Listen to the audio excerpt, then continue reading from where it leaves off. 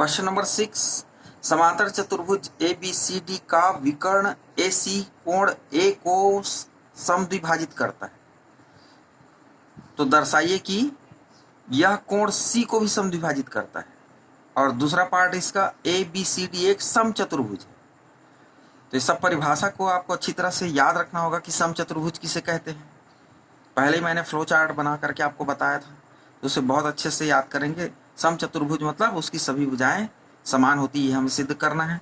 और कोण C समद्विभाजित करता है, कोण C को भी समद्विभाजित कर रहा है ये विकर्ण। तो ये हमें बताना पड़ेगा कि 3 और 4 कोण भी बराबर हैं। 1 और 2 कोण अगर मानते हैं, कोण A को 2 भाग करते हैं, 2 बराबर भाग में बांट रहा है, 1 और 2 बराबर दिया हुआ है। तो इसी तरह हमें कोण 3 और 4 को सिद्ध करना पड़ेगा कि दोनों बराबर हैं। तो दिया हुआ है ABCD एक समांतर चतुर्भुज है। समांतर चतुर्भुज है यानी इसके आमने सामने की भुजाएं बराबर है और सम्मुख कोण भी बराबर होते हैं। तो कोण और दिया हुआ है उसे हम ले लेते हैं, कोण 1 बराबर कोण 2 दे दिया है, कोण A को समद्विभाजित करता है करके AC विकर्ण कोण A को समद्विभाजित करता है, दिया हुआ है। तो हम देख सकते हैं कि कोण 2 बराबर कोण 4, दो समांतर रेखा AD और BC को एक तिर्यक रेखा AC प्रतिच्छेद कर रही है। तो कोण 2 और कोण 4 अंतःएकांतर कोण है, ये बराबर होंगे। इसी तरह कोण 1 और कोण 3 भी बराबर हो जाएंगे, यह भी एक अंतःएकांतर कोण है। इस तरह से AD और BC समांतर रेखा को AC तिर्यक रेखा प्रतिच्छेद कर रही है, तो अंतःएकांतर कोण बराबर हो गए। अब दोनों दो समीकरण, पहले इसको 1 बराबर कोण 2 पहला समीकरण, फिर ये दूसरा और तीसरा समीकरण, तीनों समीकरण को देख करके हम कह सकते हैं कि कोण 1 को बराबर कोण 2 बराबर कोण 3 बराबर कोण 4। जब कोण 3 बराबर कोण 4 है, कोण 3 और कोण 4 बराबर हैं, तो हम कह सकते हैं कि AC कोण C को समद्विभाजित करती है। और इसका सेकंड पार्ट, कोण 1 बराबर कोण 2 बराबर कोण 3 बराबर कोण 4। तो आप देख सकते हैं कि समान कोण के सम्मुख भुजा त्रिभुज में समान होती है। तो इस तरह आप कह सकते हैं कि CD बराबर BC बराबर AB बराबर AD। तो ये सभी भुजाएं इस चतुर्भुज की बराबर हैं। तो हम कह सकते हैं कि ABCD समचतुर्भुज है। प्रश्न 8, ABCD एक आयत है जिसमें विकर्ण AC दोनों कोण A और C को समद्विभाजित करता है। तो दर्शाइए कि ABCD एक वर्ग है। विकर्ण BD दोनों कोणों B और D को समद्विभाजित करता है। A और C को समद्विभाजित कोण A और कोण C को विकर्ण AC समद्विभाजित करता है, दिया हुआ है।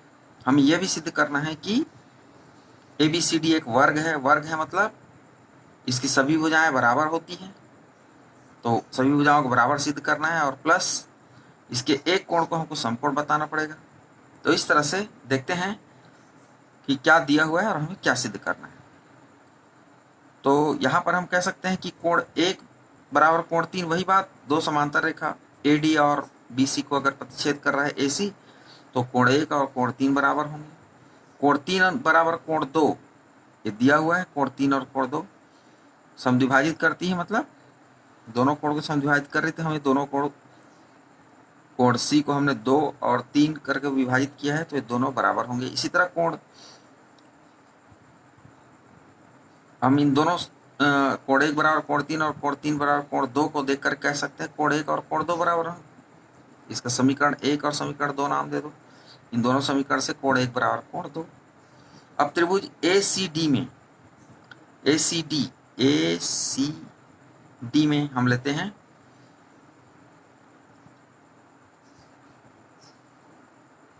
CD बराबर AD। क्या है ये?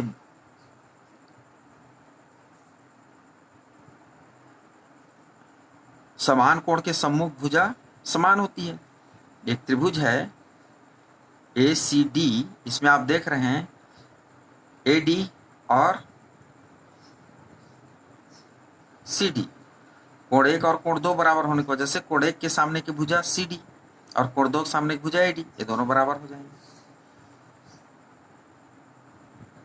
और आयत की सम्मुख भुजा, अब देखते हैं कि AB बराबर CD, AB बराबर क्या हो जाएगा, ये CD के बराबर हो जाएगा, और AD के बराबर क्या हो जाएगा, BC हो जाएगा, क्योंकि आयत दिया हुआ है, आयत की सम्मुख भुजाएं बराबर होती है। तो आप इन दोनों समीकरण को देख के बता सकते हैं कि AB बराबर CD और AD बराबर BC। तो कह सकते हैं कि AB बराबर CD बराबर AD बराबर BC, क्योंकि हमें यह भी पता है कि CD बराबर AD, तो CD AD के बराबर है। तो इस तरह चारों भुजाएं आपस में बराबर है। तो हम सिद्ध कर सकते हैं समीकरण 1, 2, 3 से कि ABCD एक वर्ग है। अब अपन देखते हैं कि BC बराबर CD, अभी अभी हमने सिद्ध किया है BC बराबर CD, और कोण 5 बराबर कोण 6, कोण 5 और कोण 6 बराबर है। कोण 5 बराबर कोण 7, हम उस कंडीशन में कह सकते हैं कि दो समांतर रेखा को एक तिर्यक रेखा काटे तो अंतः एकांतर कोण के कारण बराबर है। और इसी तरह कोण 6 और कोण 8 अंतः एकांतर कोण है, इसलिए यह भी बराबर है। अब तो इस प्रकार हम कह सकते हैं कि कोण 6 बराबर कोण 7, कोण 5 बराबर कोण 8, कोण 6 बराबर कोण 7 और कोण 5 बराबर कोण 8। इसको भी हमको समद्विभाजित करते हुए B और D को, कोण को BD विकर्ण समद्विभाजित कर रहा है, ये हमें सिद्ध करना है। इसलिए हम दिखाना चाहेंगे कि कोण 5 बराबर कोण 8 और कोण 6 बराबर कोण 7। तो इस प्रकार हम कह सकते हैं कि BD कोण B और कोण D को समद्विभाजित करती है। तो बहुत ही आसानी से इसको समझ सकते हैं। अब हम देखते हैं क्वेश्चन नंबर 10।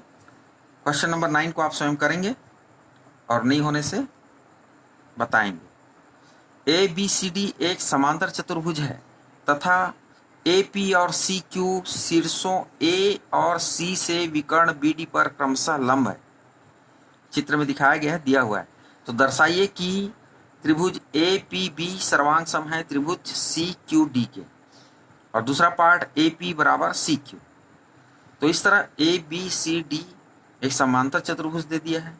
शीर्ष A से BD पर लंब डाला गया है AP, और शीर्ष C से लंब डाला गया है CQ।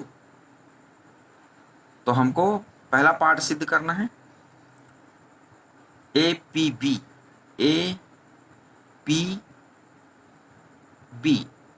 और त्रिभुज CQD सर्वांग सम, और ये भी बताना है कि ये जो लंब डाला गया है AP और CQ ये दोनों बराबर है। तो दिया हुआ है ABCD एक समांतर चतुर्भुज है। दोनों त्रिभुज को ले लेते हैं। इसमें AB बराबर CD, APB और CQD में AP बराबर CD समांतर चतुर्भुज की भुजा है। समांतर चतुर्भुज आमने सामने भुजाएं बराबर होती हैं, सम्मुख भुजाएं बराबर होती हैं। तो AB बराबर AB और ये CD दोनों बराबर है। और कोण ABP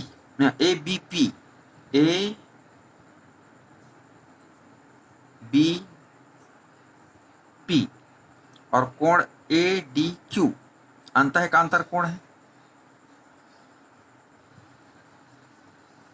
ना, सॉरी, कोण APB और कोण CQD ये सभी 90 अंश के हैं। लंब डाला गया है तो प्रत्येक 90 अंश कोण है, इसलिए बराबर है। और ये जो कोण है, कोण APB, कोण APB पी बी, इसको अभी हमने बताया ए पी बी 90 अंश का है और ए क्यू डी भी 90 अंश का है। और देखते हैं A B P, A B P और कोण C Q D, C Q, C D Q, C D Q, तो ये अंतः एकांतर कोण है, इसलिए ये दोनों बराबर होंगे। दो समांतर रेखा सी डी और ए बी को बी डी रेखा परिच्छेद कर रही है, तो ये जो अंतः एकांतर कोण है बराबर होंगे, कोण डी और कोण क्यू बराबर होंगे, सीधी सी बात। तो इस तरह से आप कह सकते हैं कि भुजा कोण कोण प्रमेय से ये दोनों त्रिभुज सर्वांग सम है। तो ए पी बराबर सी क्यू, संगत भुजाएं बराबर होती हैं, इसलिए ए पी बराबर C Q C P C T से इति सिद्धम।